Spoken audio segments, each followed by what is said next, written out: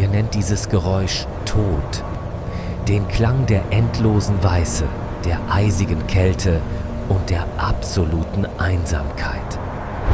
Aber ich erinnere mich an das alte Lied dieser Ländereien, als der Wind noch mit den Blättern tanzte. Diese gefrorene Hölle, die ihr Antarktis nennt, war mein Zuhause. Dieser grüne Kontinent, wo die Sonne die Erde wärmte, die Flüsse wild strömten und riesige Wälder den Himmel umarmten. Und dann sah ich, wie alles unter diesem weißen Leichentuch begraben wurde. Ich bin der letzte Zeuge jener großen Katastrophe, die die Welt vergessen hat.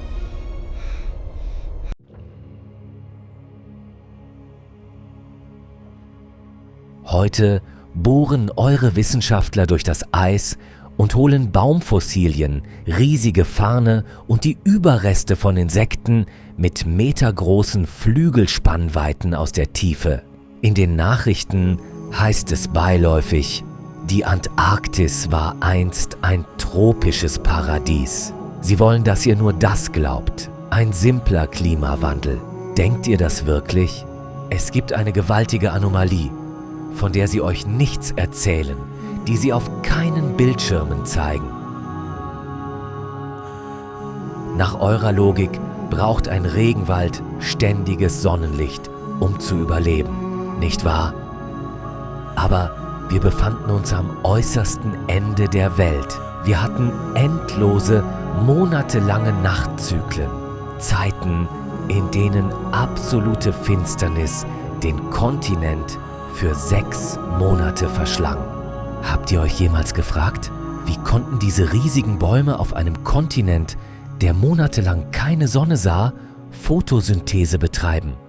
Wie hielten diese gigantischen Reptilien ihr Blut warm? Eure Wissenschaft kann das bis heute nicht erklären. Denn es war nicht nur die Sonne am Himmel, die diesen Wald am Leben erhielt. Es gab ein anderes Herz, das unter der Erde tief im Boden schlug. Eine seltsame Wärme, die aus den Tiefen des Kontinents an die Oberfläche drang. Eine unbeschreibliche Energie. Wir fürchteten die Dunkelheit nicht, denn selbst wenn die Nacht hereinbrach, starb der Wald nicht. Im Gegenteil, er erwachte erst recht zum Leben. Es gab hier eine bizarre, gigantische Lebensform, die ihr heute nirgendwo sonst auf der Welt finden würdet, angepasst nicht an die Sonne, sondern an diese Dunkelheit und die Hitze unter der Erde. Ein perfektes Gleichgewicht, bis dieses Gleichgewicht durch eine Macht zerstört wurde, die ihr für einen natürlichen Prozess haltet, die aber in Wahrheit viel plötzlicher und viel schrecklicher war. Denn dieser Winter kam nicht wie die anderen. Eure Geschichtsbücher schreiben, dass die Vergletscherung Millionen von Jahren dauerte. Sie sagen, es sei langsam kälter geworden. Sie lügen euch an. Wenn es Millionen Jahre gedauert hätte, wären wir geflohen.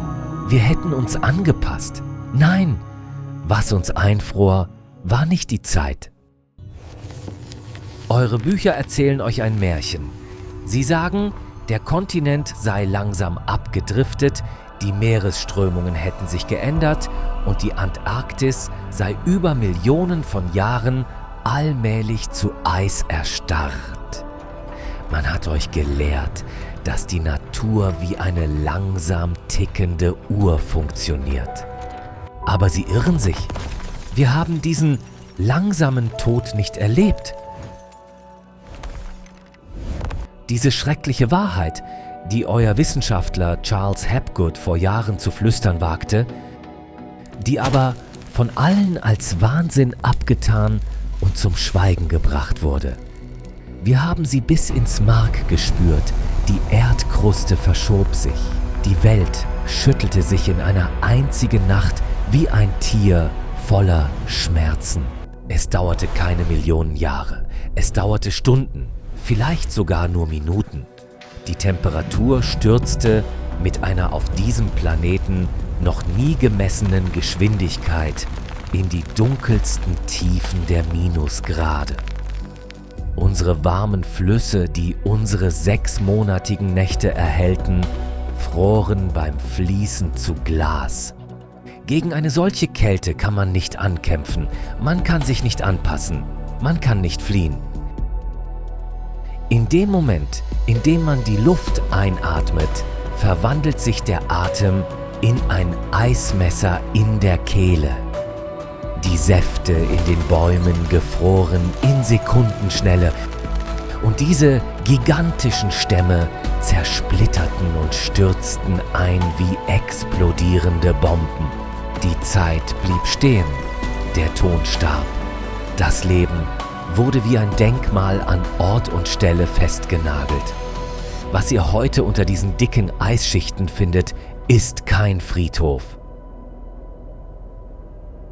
Es ist der größte Tatort der Welt, an dem die Zeit in Sekundenbruchteilen einfror. Wir schliefen Jahrtausende lang still unter diesem weißen Grab. Über uns ein Panzer aus Eis, über uns ein blindes Nichts. Ihr modernen Menschen glaubt, ihr hättet uns erst in den 1820er Jahren entdeckt. Doch einer von euch, einer kannte die Wahrheit. Das Jahr 1513. Ein Admiral namens Piri Reis. Jahrhunderte vor der Erfindung eurer modernen Satelliten und Laserscanner zeichnete er die Silhouette unseres Kontinents, meiner Heimat, auf diese Karte. Und das nicht von Eis bedeckt. Er zeichnete unsere nackten Küsten aus jener Zeit vor der Katastrophe, unserer üppig grünen und warmen Zeit. Woher konnte er das wissen? Wie konnte er mit menschlichen Augen sehen, wie sich die Erde unter dem kilometerdicken blinden Eis krümmt, wo sich Berge erheben und wo sich Täler spalten? Eure offizielle Geschichte nennt dies einen Zufall, tut es als Kartografiefehler ab, denn die Wahrheit zu akzeptieren, würde all eure arrogante Geschichte zerstören. Piri Reis hat nicht nur alte Papiere zusammengefügt. Er fand eine uralte Erinnerung, die vor der Katastrophe gezeichnet und aus der Dunkelheit gerettet wurde. Vielleicht als in jener Nacht der Himmel verrutschte und das Wasser gefror, während es floss. Vielleicht sind nicht alle gestorben. Jemand entkam diesen gigantischen Wellen und trug unsere Geschichte in die Welt, während er zu den Sternen blickte. Und jetzt, heute, eure Flugzeuge fliegen über uns, eure Radargeräte durchdringen diese dicke Eisschicht. Und dort, tief unten, seht ihr nicht nur Stein und Erde, nicht wahr? Makellose Linien, die die Natur niemals zeichnen könnte. Riesige, unterirdische Hohlräume, schlafende Seen. Unter dem Eis befinden sich nicht nur unsere Fossilien. Dort unten verbergen sich Dinge, die schon viel länger warten als ihr. Dinge, vor deren Entdeckung ihr euch fürchtet.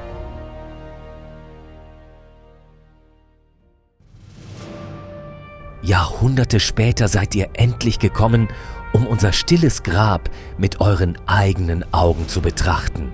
Aber nicht mit Wissenschaftlern oder Entdeckern. Ihr kamt mit Kriegsschiffen, tausenden Soldaten und Waffen. Warum habt ihr 1946 eine ganze Armee am entlegensten, tödlichsten Punkt der Erde zusammengezogen? Was war diese Angst, die euch ins Herz des Eises zog? Eine Angst, die auf keine eurer Karten passte? Dann plötzlich, während ihr die Welt nicht unter euch aufteilen konntet und Millionen von Menschen abschlachtetet, setzten sich all eure verfeindeten Staaten an denselben Tisch. Und ihr habt einen einzigen Beschluss unterzeichnet. Die Antarktis ist Sperrgebiet. Militär darf nicht rein. Zivilisten dürfen nicht frei herumlaufen. Unabhängige Flüge sind verboten. Warum? Diese gigantische Isolation nur, um Pinguine und den Wind zu schützen? Oder haben die Piloten dieser Militärmaschinen inmitten der kilometerweiten, makellosen Weiße etwas gesehen, das die Natur unmöglich erschaffen haben könnte? Haben eure Radare, die tief im Eis arbeiten, die Herzschläge dieses uralten Riesen gehört, der unten schläft? Ihr sprecht von globaler Erwärmung, ihr fürchtet das Schmelzen des Eises. Den Anstieg des Wassers, dass eure Städte überflutet werden, ihr habt recht, ihr solltet euch fürchten. Aber nicht vor dem steigenden Wasser. Wenn das Eis schmilzt, solltet ihr euch vor dem fürchten, was darunter hervorkommen wird. Wir sind nie gestorben. Wir warten nur darauf zu erwachen. Was glaubt ihr, wird unter dem Eis hervorkommen, wenn es schmilzt? Lasst es uns in den Kommentaren diskutieren.